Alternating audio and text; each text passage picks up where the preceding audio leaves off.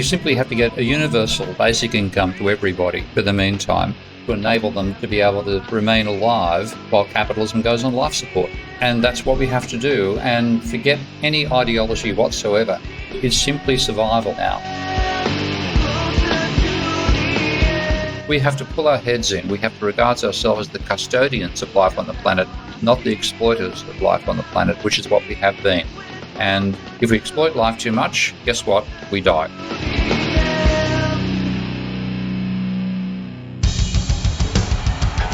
What I have said is that this campaign is not just about electing a president. It is about making a political revolution. MMT. Taking money from our children and borrowing from China. People are dying. Is the program so critical it's worth borrowing money from China to pay for it? And if not, I'll get rid of it. Stop lying!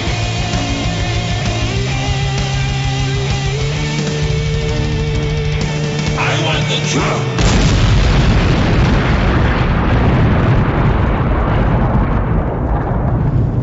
Now let's see if we can avoid the apocalypse altogether.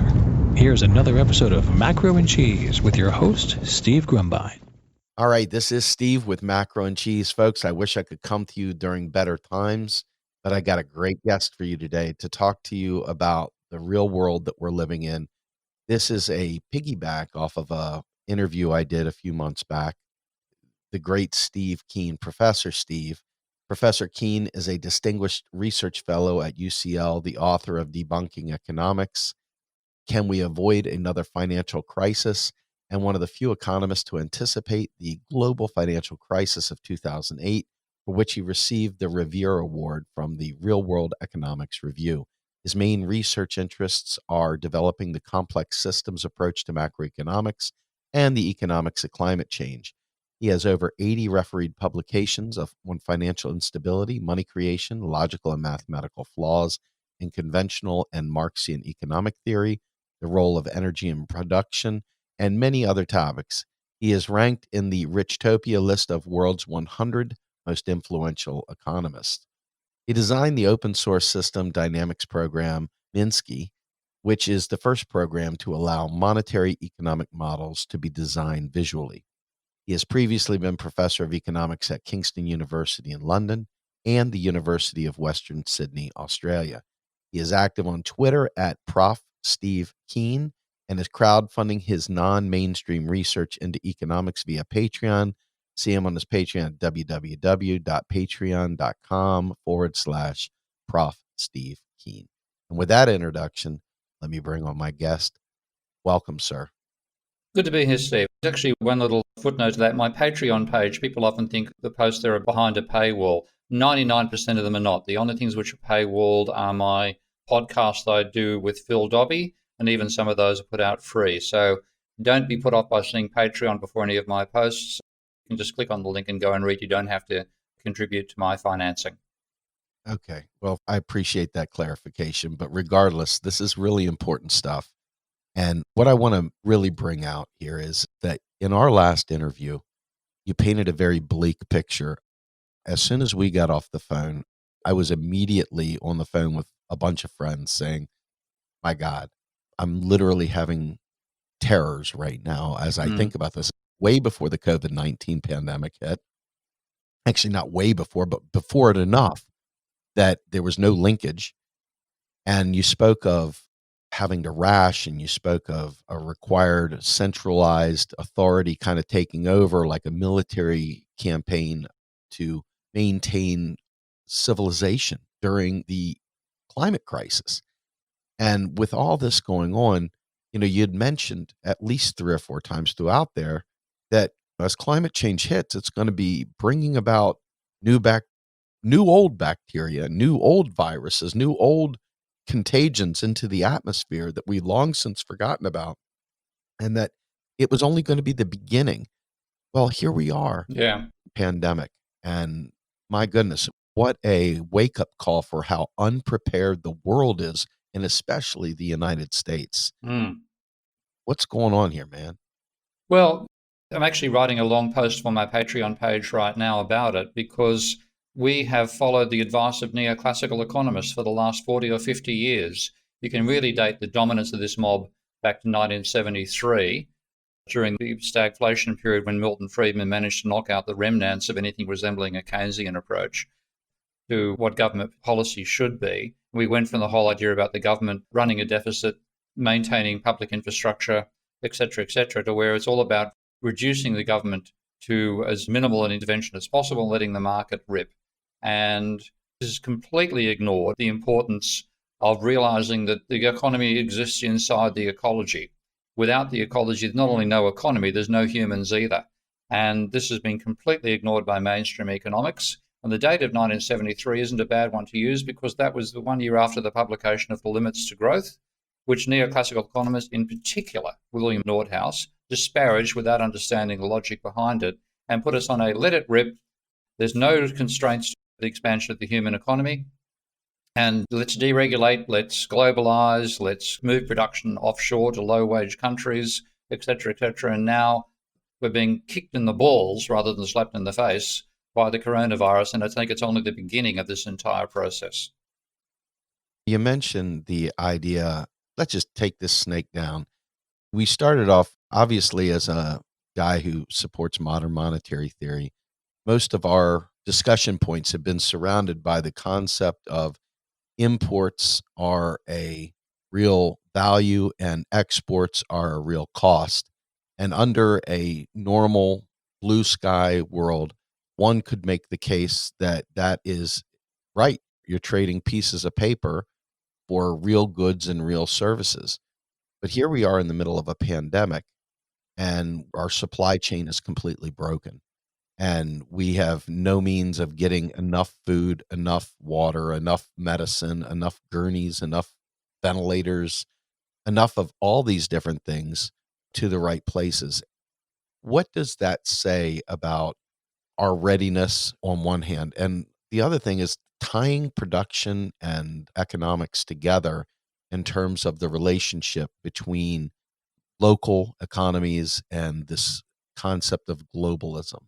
Yeah, I'm a complete supporter of the logical argument in MMT in terms of how money is created and the need for the government to create money for the private sector to spend, because if the government tries to run a surplus, it actually takes money out of the private sector and pushes it into negative equity. That part of MMT is completely logical, completely intelligent. I've always supported it.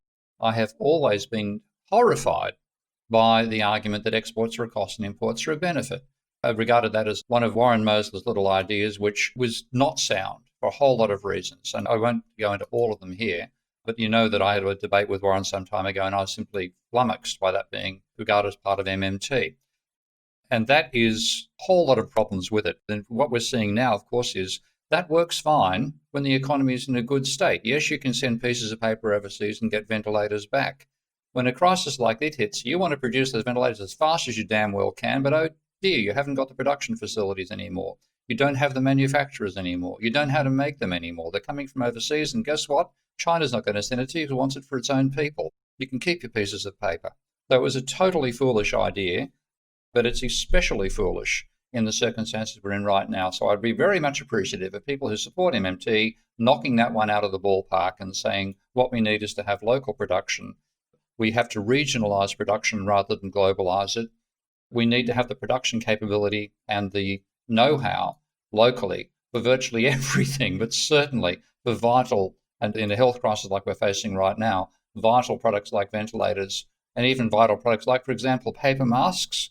And to give you an idea of what it's like to live in a country which actually makes those things, I posted a photograph on Twitter earlier today of all the people lining up outside the local Macro shop, which is a bulk foods outlet in the same street that I live in now in Thailand, in a little town called Trang, lining up to get 4 masks per person per day for the princely sum of 50 cents, a total of about 10 cents each.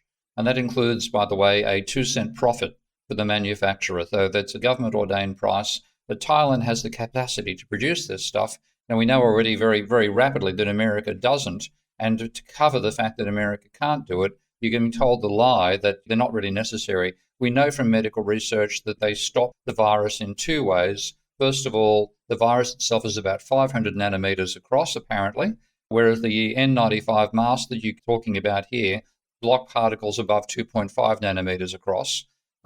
They get around your face because it's only a surgical mask, but you dramatically reduce the number of virus particles you absorb. And anybody with the disease who's wearing a mask transmits a damn sight less as well. That's just a classic instance of where offshoring production regarding exports are a cost and imports are a benefit meant you lost the manufacturing capability and you've got to gear up after the crisis begins, which does not work. It's scary because I understand the logic, and It's bad logic as well, Steve. Pardon me. I'm going to roll over you here, but pardon me. It is bad logic. I understand where your perspective is. I guess where I'm taking this is that I understand the logic in terms of it allows you to focus on things that have been let go. In other words, in the United States, because it's been such a race to the bottom, we have allowed everything to deteriorate. We've allowed our entire infrastructure to crumble. I mean, our bridges, I worked in industry that allowed me to see the bridge structural analysis here in the state of Pennsylvania even. And, in a prior life, it was scary. Many of these bridges are C and D rated and require significant upgrade. We have pipes that are still made of wood. Oh my God. Pipes made of wood and pipes made of clay and, really incredibly dilapidated. So I guess the point I'm making here is that there is a case to be made for where you place your focus. And I think a lot of folks talk about this, but they don't always tie it together as a core component. And that is that daily upkeep and maintenance of everything we do has to be baked into our models. It always has to be baked into our models. It's not the one-time purchase, if you will, that is the cost. It's the entire life cycle. That's why there's a depreciation added to these things and so forth. I don't understand, I guess, why we cannot balance this, why there's not a balance, if you will, in terms of understanding the need for focusing on your core competencies, so to speak, a basic business principle, and importing those things that are not your core competency and accepting that role of benefit and liabilities, so forth. But in this case, we have let everything go. Yeah. Our manufacturing base is non-existent. Not quite. I mean, it's too carried away. I mean, you've got things like Elon Musk, SpaceX, and Tesla, and so on. So you certainly have the capability to innovate. You certainly have a substantial range of productive facilities that don't exist on the rest of the planet. But a large part of the fundamental basic stuff, particularly low profit, low wage based things like, for example, making masks and established products like ventilators, you've outsourced them all to China, which is great because China's got the capacity to produce as many as it damn well needs. And if it doesn't have enough to export, then damn, it doesn't export them. And you can ship all the pieces of paper you like to China. You won't get ventilators back. Right. It was a very short-sighted part of MMT, and I would be delighted if people had the guts to say to Warren, sorry, Warren, that's a bad idea. Yes, it's true. Government spend to tax, not government's tax to spend. That's correct. Exports are a cost, imports benefit. It's nonsense. Throw it out of the lexicon. Okay. Yeah. I think one of these days, maybe we can set up a debate again, because I think that now that technology allows us a little bit better medium than we had previously, we can maybe have a good core debate, because I think this is such an important thing, especially in light of this pandemic. I think it has exposed the United States supply chain in the worst possible way. Yep. And I think people are literally going to die, I think. Well, you've already have died massively. I mean, exactly. I mean, I walk around. One of the reasons I'm in Thailand now is that I was looking very carefully at the data of the number of cases around the globe. And if you remember very early on when this pandemic began, Thailand was number 2 to China. It is now about number 32.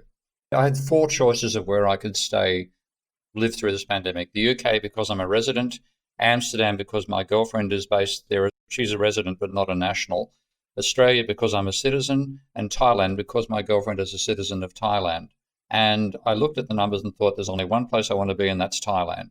Reason being that the Thais, first of all, have the productive capability to produce things like masks and ventilators. Secondly, the climate is in their favor because we know, again, from decent academic research, the virus is less viable outside the body at temperatures above 25 degrees Celsius. And the average maximum here is 36 degrees. in the town that I'm in. 36 degrees Celsius, by the way, not Fahrenheit for our American friends. And at that temperature in the open, it degrades much more rapidly. So you're less likely to pick it up in the first instance. That's also in Thailand's favor. But they had the experience with the SARS virus. And so the idea of wearing masks in public is not at all a social stigma. In fact, walking into a shop without a mask, not only a social stigma, they won't let you inside the shops anymore without a mask on. So it made it a very safe place to be. And they had the productive capability. And this is a little thing I found out. I wanted to send some of these masks to my mother, who's 94 in Australia, and they were blocked at the post office because they will not let you export that, even post them out to other people. So they are keeping all the stuff for themselves, which is extremely sensible. Wow, no kidding. Absolutely. So let me talk about the United States right now. Clearly, New York City is the epicenter of the virus. There's been people talking about going in for appendectomies and being surrounded by COVID patients and dead bodies lining the walls. Oh my God. Horrible, horrible scenarios. Mm. And I guess the question here is, people are not prepared. We don't have health care in the United States. We really don't. No, you don't. You have health profit, not health care. Exactly. And we've got Joe Biden running for president in this country, and he's already said unequivocally he will absolutely veto Medicare for all. Oh my God. And he has said unequivocally that he is against single payer health care. And yet the Democrats have come out and thrown their full weight, the establishment that has thrown their full weight behind this man. And here we are in a pandemic, and we're in the middle of a presidential primary that should be vetting ideas, explaining what's going on. We got a real life pandemic to show point blank which policies would solve it better. And literally, there's no debates. You've got Joe, who is clearly in cognitive decline, out there stumbling and bumbling around. He hasn't got a single idea. And here we are watching people die by the thousands. Mm. And they're predicting 250,000 people dying. And I think that might be conservative. It probably is conservative, particularly because the payment system, all the things you have to pay money for are going to prevent people going on and getting themselves checked in the first place. This has to be free. In fact, you should be paying people to come along and get tested. You should be paying people to stay at home. We need exactly what modern monetary theory argues for, and I know Stephanie Kelton and Scott Foyle and all my other friends in the MMT community on the monetary side have been arguing exactly this, quite rightly. Not just a case of putting people who are suffering from this into induced comas, the economy is in an induced coma.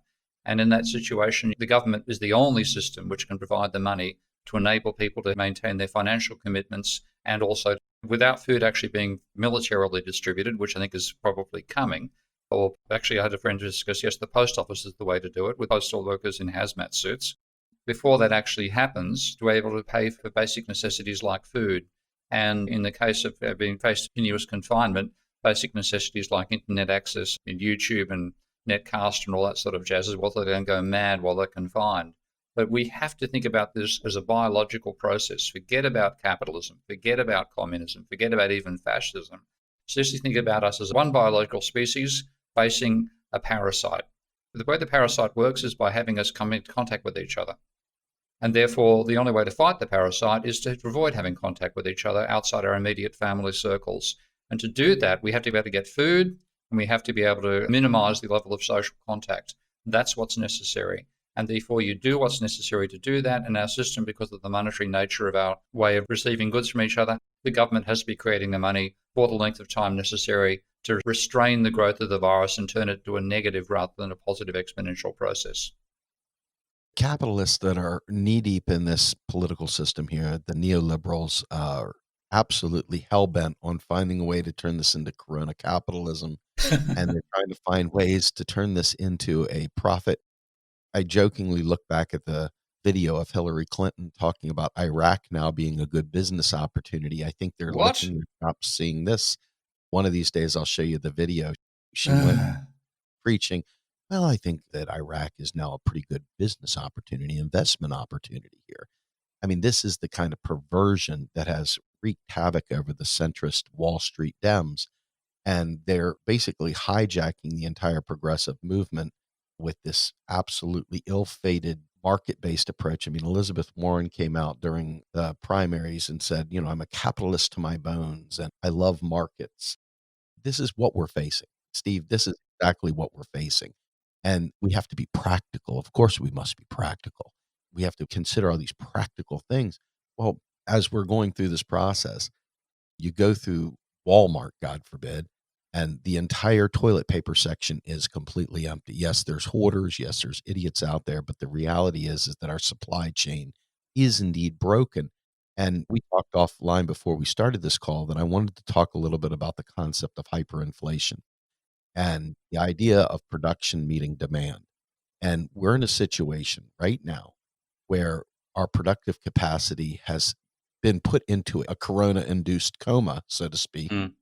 We don't have the production going on right now to meet the needs of the people stuck in homes.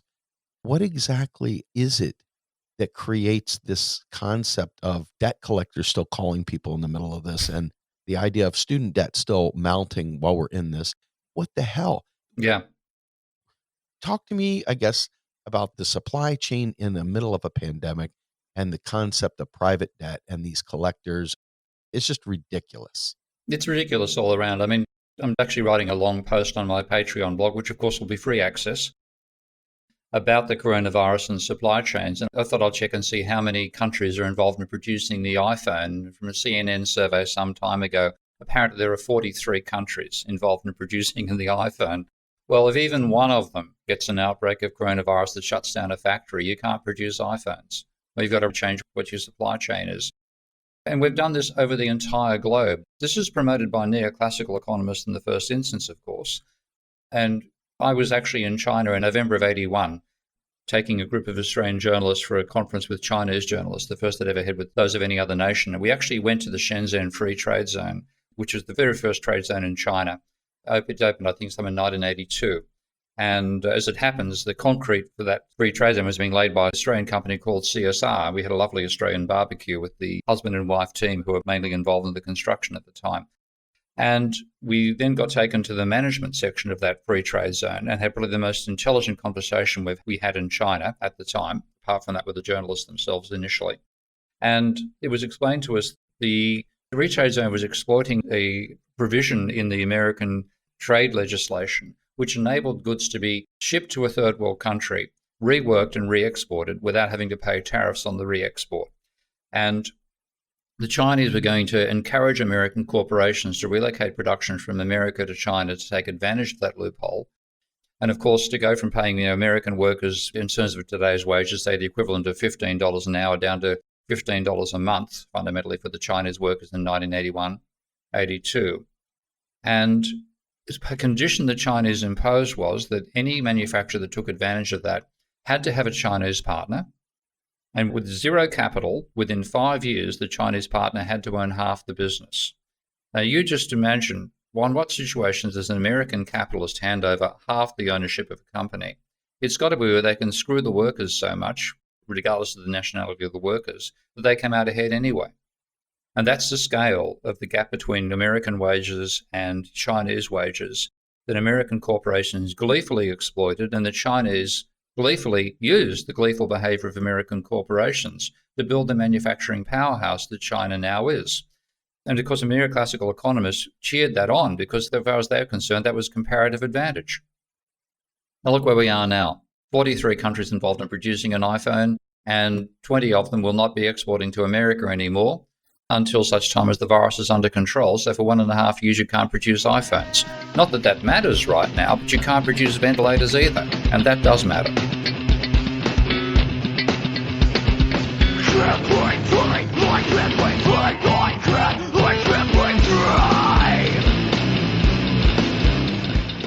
You are listening to Macro and Cheese, a podcast brought to you by Real Progressives, a nonprofit organization dedicated to teaching the masses about MMT, or modern monetary theory.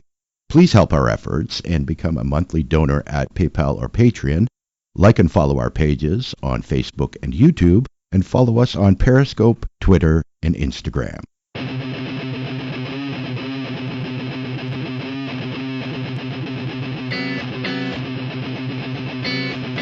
My tolerance, trying my patience, and never would you say awake, I'm tired of the lies you tell me.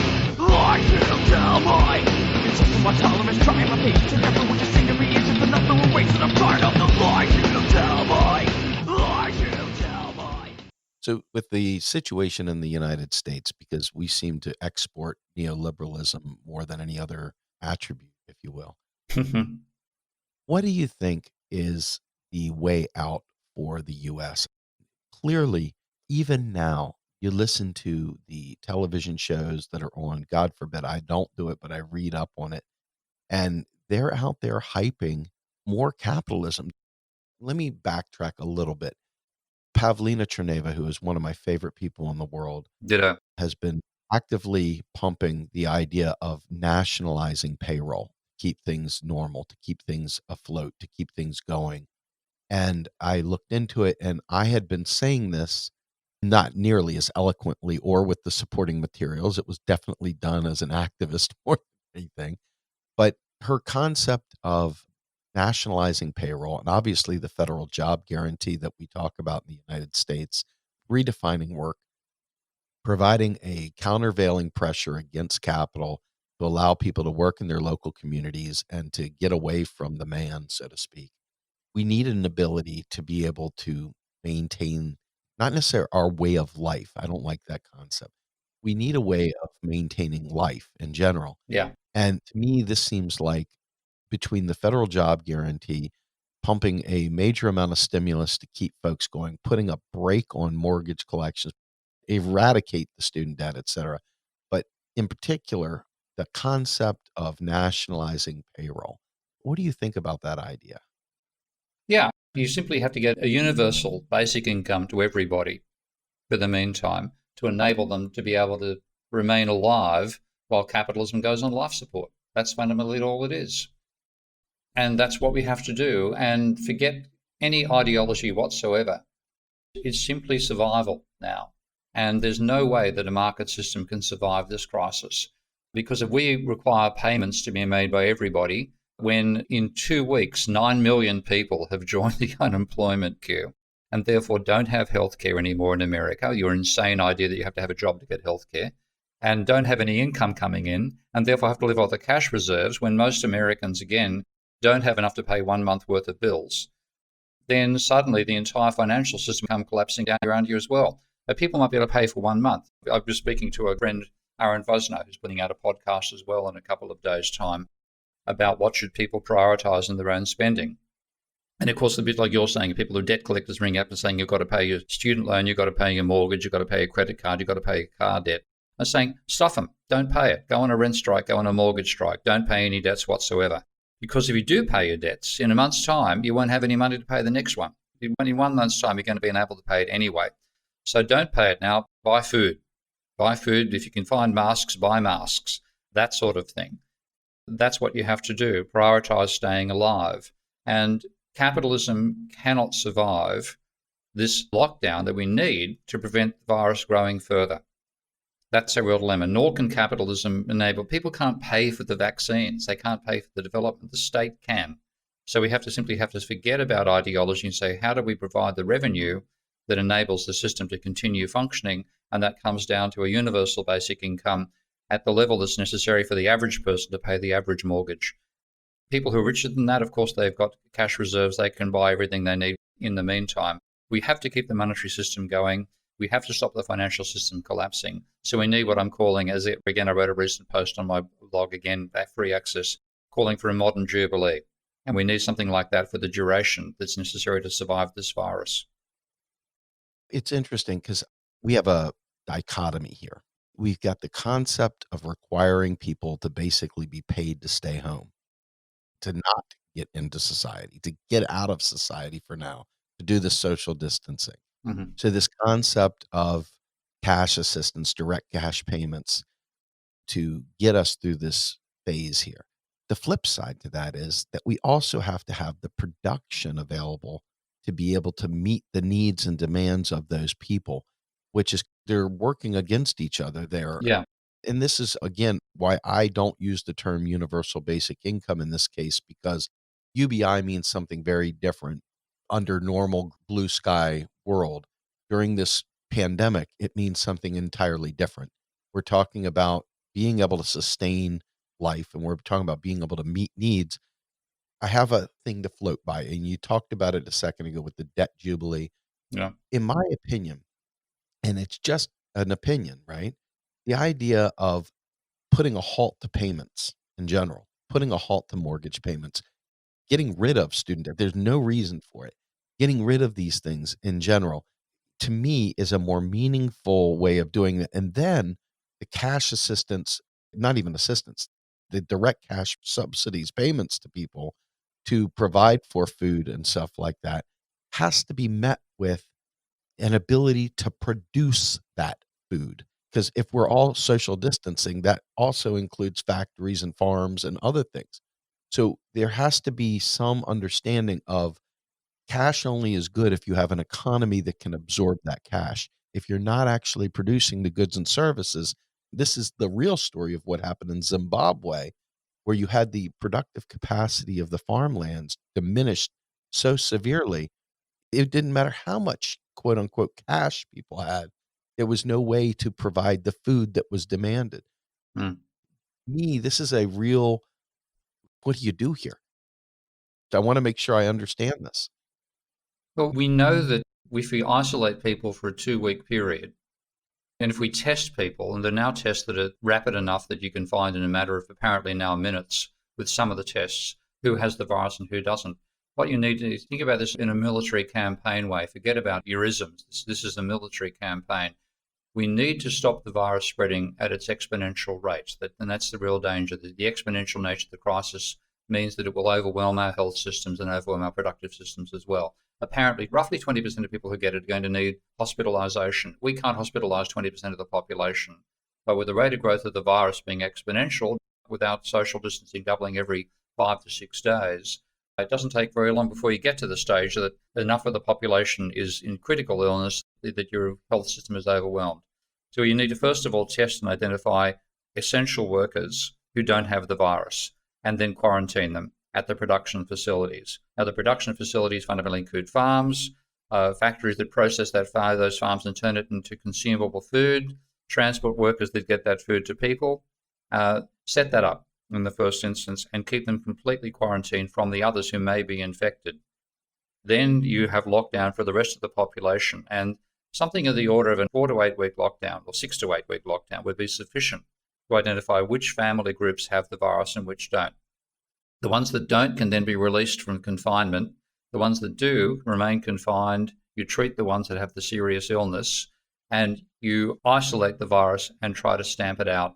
It's not as deadly as Ebola. The main danger, it's so transmissible and its rate of growth is so fast, its reproduction level is so high that we have to isolate it for those reasons. If we do that, we can knock it off in the matter of something like about 3 months. This could be behind us in 3 to 6 months. But if we don't do it that way, then it's going to go on for 6 months to 18 months until the time we develop a vaccine.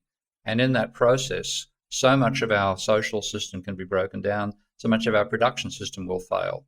But it is feasible. So the basic measures, we identify what are essential services, and fundamentally, those are food, power, and distribution of food. Then we isolate everybody. We test those who are essential workers. We isolate them from the rest. They don't get the virus. We then isolate all houses, all family groups until such stage that in about 4-week period, since we can't manage to test everybody at once, given again the lack of the facilities to test, we use isolation as the testing mechanism. About 4 weeks to 6 weeks is enough to be able to be 99.9% sure who has it and who doesn't. And then we can address the rate of growth of the virus and stop it in its tracks. But if we don't, the alternative is 18 months of this. So it looks like by taking swift, direct action in terms of quarantines and isolation, in terms of the social distancing, et cetera, in some parts of the world, I could see this happening very easily. But in the rugged individualism of the United States, Yeah. I cannot imagine. I mean, look how slow Trump was to react to this. Look how slow and how pathetic the response was. I'm happy to see the country has basically been shut down in the sense. The bad part clearly is that we haven't taking care of the supply chain yet. Just stopping production, just stopping people from going into work, et cetera, is one thing. Do you see any indication that the United States gets this? No, not yet. I mean, again, not just the individualism, the religious side of the states as well. This bizarre evangelical belief that you can pray and get rid of a virus. Good luck with that, particularly if you do it collectively, as I saw some evangelical arguing for recently. I noticed that the tweet of God said, "That's a great idea. I encourage all evangelicals to attend." American ideology is its worst enemy. And that's what's now happening. The virus has no ideology. It simply has an environment it needs to reproduce in. That environment happens to be us. And everything we do, which is collective in terms of getting together rather than collective in terms of behaving in a coherent fashion, is going to bring us unstuck. And for that reason, if you look at the list of countries, John Hopkins' database is a very nice one to check this out, with China is now number 5 in the countries that have got serious infections, and it's dropping down the list as the United States, Spain, Italy, and Germany are ahead of it, and it won't be long before France and the UK overtake probably Iran as well. It's the Asian countries that have a Confucian, obey the state while still having some independence mentality that is surviving this better than America, with its rugged individualism. That was designed, as William Baumol said, for what you might call the prairie economy or the cowboy economy, when there are wide open spaces to go and move into, and we're a tiny imposition on a vast continent. Those days are over. It's now what Baumol called the spaceship Earth, where we are in a self-contained environment where everything we do remains in the environment, and the feedbacks of that are overwhelming us. And it's time to abandon the American ideology, which is fundamentally a neoclassical stroke religious ideology. It's what's going to destroy America rather than make it in these circumstances. I listen to that and I'm once again terrified because I don't think America gets this. I think people are desperate to get back to normal, whatever that means. And one of the things that struck me in what you said, and I want to make sure we don't go past this, the idea of quarantining people in production areas and making sure that we get these people to produce. I see no evidence the United States is going to do that. No, nor do I. We give them, I don't know if you saw how pathetic it was, $1,200, and they eliminated people who had arrears in child support, just to show you how brain dead they are. People with arrears in child support, I mean, it's just like the welfare queen. Most dads don't want to screw their children over. Most dads want to be there for their kids, but they've been destroyed by neoliberalism. They're just another victim of this horrible machine. Yeah. And they were eliminated from not only being able to get student loans, God forbid, maybe that's a blessing, but they were also eliminated from receiving the stimulus check. Bloody hell. And so here you go, people that were already hurting. Okay, so maybe they get to get their digs in for a few bad men. They get to say, yeah, we didn't let them get over. But the reality is that this is a macro issue. It's far greater than getting a little zinger in for a deadbeat somewhere. It was only $1,200, Steve. It's crazy. I'd be giving the money to Rupert Murdoch. Okay. This is done at a universal level. Screw how bad somebody's been. Everybody gets the same amount of money, and it's enough to pay the average mortgage or the average rent, plus have food for the average sized family. That's what should be going out. No conditions, no question whatsoever. Everybody gets it. That's the way you approach this thing, not with any attempt to apply moralism from the left or the right. I couldn't agree more. It's just a real scary thing, though, that it's like piecemeal. Everything is piecemeal. Like it's based on the feels, not based on what will work, not based on what is the right answer, but based on how does this process through my religious lens? How does this process through my ideological lens? How does this process through my 401k plan? How does Wall Street react to this? There was a post the other day that just blew me away on Twitter. Peter Dow said, interesting. Millions of people are laid off in Wall Street. The stocks go up. That tells you everything you need to know. And amazingly, that is enough for some people to say, oh, we're going to be all right. And this is so prevalent in the United States. It's terrifying. It is terrifying. What do we have to do? This is another one of those moments where it's like, okay, there's the answer. It's just on the other side of this bulletproof glass. You can see it. You're within 6 inches of it, but you can't do a damn thing about it. Mm. How do we get there? I mean, is this a case of the United States will eventually do the right thing because there's no choice? Fundamentally, I think that's going to be it. Yeah. If you look at the number of cases, you are now, as of today, there's just over 1 million cases. Finally, it's going to crack 100 million. It's going to crack 1 billion cases. We're only at the very beginning of this whole process. The odds are it's going to be, before we get a vaccine developed, and I mean a mass vaccine, there are possibilities of earlier supplies of vaccines. That the mass tested vaccine is going to take about 12 to 18 months, given the dangers of those bulk produced cheap vaccines. But we have 250,000 Americans already that have got that disease. Now, by the time it gets to, let's say, 10 million, 20 million Americans, then I think you might start waking up. And at that stage, the military side of your country will take over. Mm. You said that you did a bunch of research going into this and chose Thailand. Yep. You gave some reasons for why you chose Thailand. What are some of the countries around the world that did this right or did this better? And what did they do that was so much better than what I'm seeing here in my own backyard? It's almost exclusively Asian countries, and that includes China. It's a willingness to have a lockdown and the willingness to obey a central authority that says you have to be isolated, you have to maintain social distance, and the willingness to cancel major events. It took the Japanese a while to cancel the 2020 games, I might add. But it was fundamentally those countries. South Korea is one example, though it's got a large number of cases nonetheless. If you look at the list of countries that have got more than 10,000 cases, China has got 80,000. That was the epicenter. But the next Asian country that has that many cases is Korea, and it's the very last of those more than 10,000 cases. It's 15th in the listing of countries, but that's the first Asian country from China itself. Then you've got to go way, way down before you find the next country, which is Malaysia. And that, to some extent, has got a British overhanging with it. Then the Philippines, then Japan. Now, Japan, of course, is populated well over 100 million people. It's got 2,000 recorded cases. So it's the Southeast Asian countries that have done this best. And Thailand, because these countries experienced SARS to some degree, they've got a previous experience with not with a pandemic, but an epidemic. So they're the ones that have done it best. And if you look down the list, it's also partly based on temperature. It helps to be in a country where the daily temperature hits over 100 degrees Fahrenheit, which is the case for where I am in Thailand. So, yeah, Southeast Asian nations that have some sort of sense of accepting a central authority, largely because the very last one's out of a feudal system. The Asian systems are all what Marx called irrigation socialists, I believe, or something of that nature.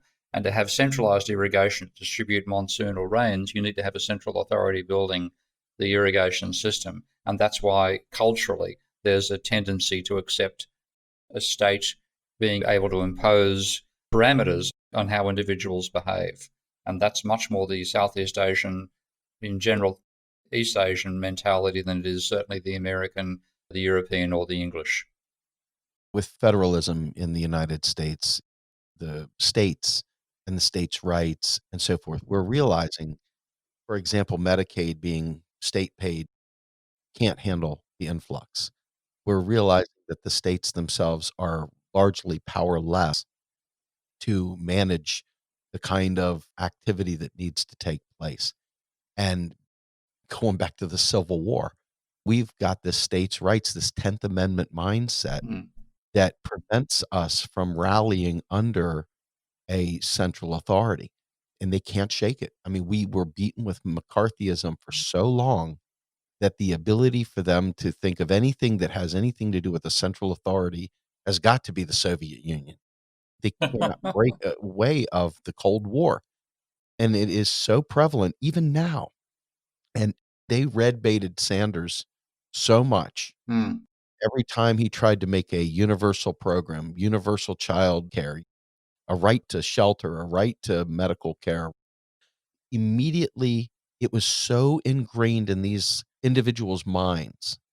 And I hate to say this, but it's demographically skewed so heavily to the boomer community and above, who Mm-hmm. largely just remembers the duck and roll, duck and cover mindset. They're still steeped in that Red Scare and cannot fathom a society that cares for each other. They're still steeped in Vietnam. All these things are still so prevalent in our society. By the way, just on that note, Vietnam has 1,000th of as many cases as America, 237 cases versus 250,000 cases. And I've seen arguments Vietnam is an extremely good public health system. So you lost the last war against the Vietnamese and you're losing the war against them with the virus as well. Congratulations. So terrible and funny all in the same breath. Cuba is out there in the middle of exporting doctors to help out. Yep. We are retrenching so badly. Our tail ends are puckered. We are literally getting our ass handed to us. We are unfortunately number one in all the wrong things. Cuba's got 233 cases, again, 1,000 as many as America. It's just a damn. My wife sits there and talks about this to me, and she's not initiated. She's not involved in the things we were talking about. She just pays attention to the regular news, and all she can say is, what idiots we are that we didn't shut down the country. Why were we such idiots? Why do we wait so long? What is it about us thinking that we can just be world travelers and going off to spring break and doing this and doing that? And I told her, I said, it's an ideological thing. It's Ayn Rand coming back from the dead. Yep, and taking you with her. Exactly. So you talked about in our previous one with the environment, you talked about how it would require military intervention. The one thing that we have seen is a slowdown in carbon emissions as a result of this virus. So waters are clearing up. Amazing, the poison of humanity, our production, has ceased to pollute the world for a moment. For a moment, we've taken a break. We've given the earth a chance to clean its lungs a little bit. But I want to talk about the future of pandemics and the future of the climate. Let's say we get through this. Our minds are so distracted with this virus that we forget we have climate change to contend with still too. And I guess tying these all together to finish off this show, what do you think the future looks like from this day forward? Extremely bleak. As I said in the last show, we have pushed the biosphere so far that it's now in breakdown mode. And the coronavirus happens to be the first instance of this biting us, but it by far, far, far from being the last. And in this sense, I want to bring back the limits to growth study, which was disparaged by William Nordhaus without him understanding its logic. That looked at the world as a set of interlocking feedback systems, including pollution, including food per capita, including resources, including population, and saying that if we push it too far, these feedbacks will start causing a breakdown in the production system that we rely upon. And health was actually part of their issue as well, an increase in the death rate. And that is what we're seeing at a comparatively trivial level out of the coronavirus. But to give you an idea of just how much we've pushed the planet beyond the stage where the biosphere can support our needs, there's a study recently done of the amount of the biomass distribution on Earth, looking at how many gigatons of carbon are represented by different organisms. Now, this is a paper I'm going to be mentioning in my forthcoming blog post, but it calculated that the total mass of life on the planet is about 380 gigatons from memory. Of that, 0.0007, the 007 gigatons are wild mammals, all the ones that we look at zoos and admire. Humans are almost 10 times the mass of wild animals, and our livestock is almost 20 times the mass that we are. That's the amount of pressure we're putting on the environment, that we are therefore the most likely place for pathogens to develop, and we are exploiting the biosphere well beyond its capacity to support the extent to which we're exploiting it. So it's going to fight back. And that's effectively what's happening right now. We have to pull our heads in. We have to regard ourselves as the custodians of life on the planet, not the exploiters of life on the planet, which is what we have been. And if we exploit life too much, guess what? We die. And with that, my friend, I'm going to thank you, because this is hopefully a body of knowledge that we're putting forward that folks, if they listen, pay attention, they can start to understand the gravity of the situation we're in and start paying attention to maybe different things that matter. And I think you've made a compelling case for not only what we need to do today, but why we're where we are and what the future will hold if we don't take direct and immediate action. So with that, I want to thank you, Steve, for joining me today. This was great. And I really appreciate your friendship and knowledge that you bring. And I hope you'll come back again soon. Absolutely, Steve. And good luck. Thank you so much. Folks, this is Steve Grumbine and Steve Keen, Macro and Cheese. Please join us on our next episode every Saturday, 8 a.m. I'll talk to you later. Bye-bye.